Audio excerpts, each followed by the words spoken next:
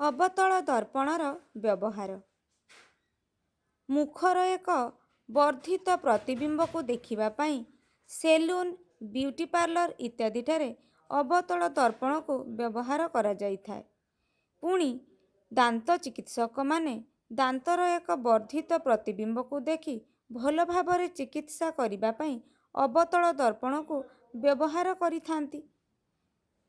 ସନ୍ଧାନୀ ଆଲୋକ, ଟର୍ଚ୍ଚ ବା ଯାନବାହନର ଶୀର୍ଷ ଆଲୋକ ସବୁଠି ଶକ୍ତିଶାଳୀ ଆଲୋକ ରଶ୍ମିର ଏକ ଗୁଚ୍ଛ ପାଇବା ପାଇଁ ଏଗୁଡ଼ିକର ଭିତର ପାଖଟିକୁ ମଧ୍ୟ ଅବତଳ କରାଯାଇଥାଏ। ଅବତଳ ଦର୍ପଣକୁ ସୌର ଚୁଲାରେ ମଧ୍ୟ ଅନୁରୂପ ଭାବରେ ବ୍ୟବହାର କରାଯାଇଥାଏ। କାହିଁକି ନା ଅବତଳ ଦର୍ପଣର ଅଭିସାରୀ ଗୁଣ ଯୋଗୁଁ ରଶ୍ମିଗୁଚ୍ଛ ଗୁଡ଼ିକ ଦର୍ପଣର ସମ୍ମୁଖରେ କେନ୍ଦ୍ରୀଭୂତ ହୋଇଥାନ୍ତି ଏବଂ ଉଜ୍ଜ୍ୱଳ ଆଲୋକ ଦେଇଥାନ୍ତି। ଦର୍ପଣଟିର ବ୍ୟବହାର ଆମେ ଦୈନନ୍ଦିନ ଜୀବନରେ ବହୁ ସଂଖ୍ୟାରେ କରିଥାଉ। ଏଥିରୁ ଆମେ ଭଲ ଭାବରେ ଜାଣିପାରିଲୁ କେଉଁଠି କାହାକୁ ବ୍ୟବହାର କରୁଛୁ।